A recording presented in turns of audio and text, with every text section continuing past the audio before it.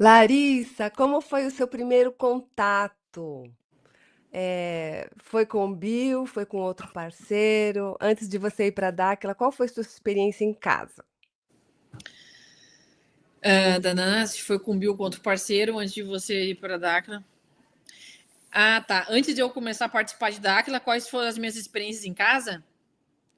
Eu acho que é. Tá. O seguinte, o meu primeiro contato foi com o Bill.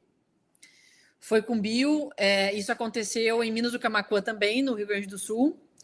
E lá é bem interessante porque lá é um deserto gigante de mais de 4 quilômetros, né, de areia, completamente, né, tudo com areia, não tem mata nem nada, né? Então, o meu primeiro contato, assim, foi bem interessante.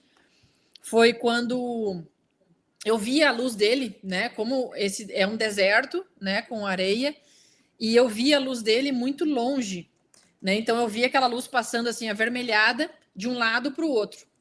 E eu precisava ir me aproximando, né? Aos poucos. Então, fui me aproximando aos poucos. Foi quando ele se materializou. Então é muito interessante porque lá não tem mata, não tem nada. Então ele ficou assim a uns 3 passos de mim, na minha frente, né? Então eu via ele. A noite não estava muito escura, né? Tinha lua, então assim eu não ficava completamente escuro, né? Então eu via a silhueta dele, né? Mais à frente. E foi bem interessante porque nesse contato ele passou algumas informações, só que chegou no momento em que ele pediu para mim no radinho, aqui nas atividades de campo e na fazenda, a gente fala através do rádio, né? E tinha um grupo que estava a uns 20 passos atrás de mim, né? Então, assim, quando eu fui passar informação para o pessoal que estava atrás, que ele estava orientando, a pilha do meu rádio acabou. Aí, naquela época, não eram esses radinhos, eram outros com pilha, né? Então, aí eu falei, puxa vida, Bilu, a pilha do rádio acabou, né? Aí ele falou assim, nossa, mas eu posso dar um jeito nisso. Eu falei, bom, então, se você pode me ajudar, não. Espera aí que eu vou buscar a pilha em segundos de volta para você. Então, assim, ele estava na minha frente, ele ficou na minha frente, e de repente ele falou assim, voltei. 2 segundos depois, ele falou, voltei. Ele não saiu dali em nenhum momento. Eu via ele na minha frente o tempo inteiro. Aí ele falou assim, voltei. Aí ele pegou e falou assim, eu vou te entregar as pilhas, para você poder trocar as pilhas do seu radinho. Então aí ele ficou, você vai pegar, eu vou mais perto de você, você vai mais perto de mim, aí ficou naquela, né? E aí ele foi vindo um pouquinho mais perto, chegando mais perto, e ele colocou na areia assim as três pilhas para mim. Aí eu me aproximei, peguei as 3 pilhas, troquei do radinho e passei a informação para o pessoal. Então, são coisas assim que ele vai fazendo para, na realidade, fazer o quê, gente? Mexer com a nossa questão, né? O nosso tic-tac, nossa consciência e nossa razão. Né? Como que ele pôde, né, ir de uma forma tão rápida, em segundos, buscar as pilhas, e em nenhum momento ele saiu da minha frente. Né? Em nenhum momento eu estava me comunicando com o pessoal, né? E simplesmente no meio do nada, do meio do contato, acabou a pilha. Né? Então, assim, eu estava tendo essa comunicação e aí acabou. Então, foi esse momento que ele fez esse tipo de coisa para poder mexer para mexer com a consciência, com a razão, né? Como que ele pôde sair de uma forma tão rápida e ele não saiu, ele ficou o tempo inteiro na frente porque eu via ele, né? Não era simplesmente. Outra coisa que também é muito importante falar, né? Como nós temos associados e pessoas que não participam ainda, é o seguinte: em nenhum momento, gente, essas informações que eles nos passam é através assim do nosso mental ou parece que eu estou ouvindo alguma coisa. Não, são informações físicas, né? A gente está ouvindo. É possível gravar, é possível documentar, é possível gravar num gravador, é possível gravar num vídeo, né? Para poder trazer essas informações. Então, assim, não são informações que a gente acha que está ouvindo ou que a gente possa estar ouvindo muito longe. Não, então são informações reais, é tudo físico, né? Eles se manifestam, eles passam as informações, né, de uma forma física. para todos os grupos, para todas as pessoas, para todas as orientações que precisam ser passadas, né, de uma forma física.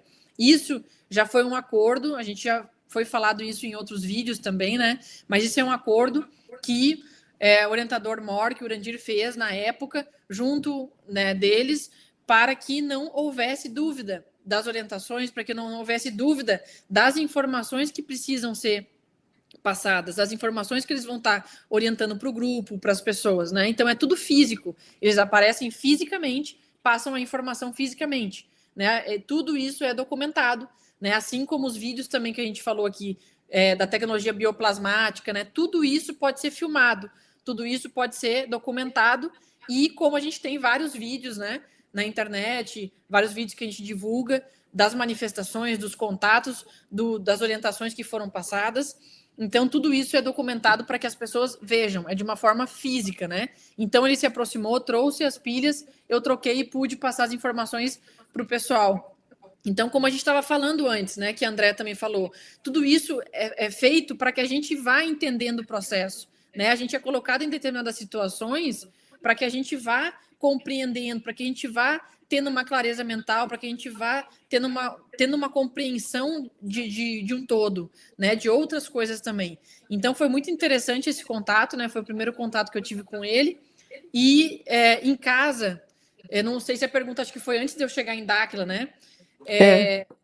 Em casa eu tinha, sim, tinha manifestações que já ocorriam, né? Meu pai, como eu falei, né? Meu pai participava já de Dáquila, então, assim, eu acompanhei com a participação dele desde 1999, quando ele foi participando, né? Então, eu acompanhava todas as informações que ele falava, e a gente tinha essa manifestação das naves, né? Que passavam no céu. Então, hoje em dia, a gente tem essas manifestações, né? Às vezes as pessoas veem, às vezes a gente vê satélites, às vezes a gente vê são as naves. Então, muitas dúvidas também que o pessoal pergunta, acho que já que a gente está falando sobre isso, já vou até falar aqui também, é a questão assim, como que eu posso identificar, né, essas manifestações das naves, né, que muitas pessoas enxergam hoje em dia, né, ficam observando o céu, né, às vezes aparece luzes como do GNA, né, que é uma luz no céu parada, ou às vezes ela pode caminhar, né, sair daquele local onde ele está, mas ela vai ser através de flashes, ela vai jogar flashes, né, então ela vai jogar um flash forte, vai parar, e depois de um tempo ela joga outro flash, aí ela para de novo, né? Então, geralmente, esse é o padrão do GNA.